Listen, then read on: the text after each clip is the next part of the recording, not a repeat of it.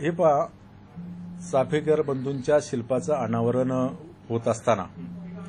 महापालिकेमध्ये सत्ताधारी राष्ट्रवादी काँग्रेस पक्ष आहे आणि राष्ट्रवादी काँग्रेस पक्षाने त्या कामामध्ये कोणत्याही प्रकारचा दुजाभाव केला नाही। एकीकडे राष्ट्रीय संघ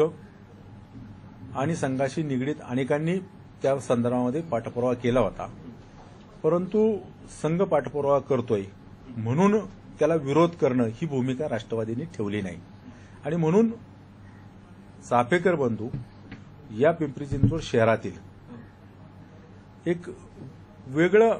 नाव असलेलं, देशाच्या इतिहासामध्ये एकाच परिवारातील 3 बंधूंना एकाच वेळी फाशी झाली होती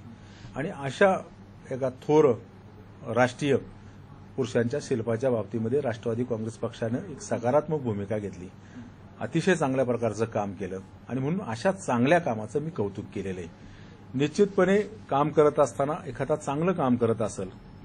तर त्या चांगल्या कामाचं देखील कौतुक केलं पाहिजे आणि विरोधी जिथं विरोध असेल तिथं विरोध केला पाहिजे। ही भूमिका मी गेली 20 वर्ष ठेवलेली, ती आज ठेवलेली नाही आणि म्हणून त्या शिल्पाच्या बाबतीमध्ये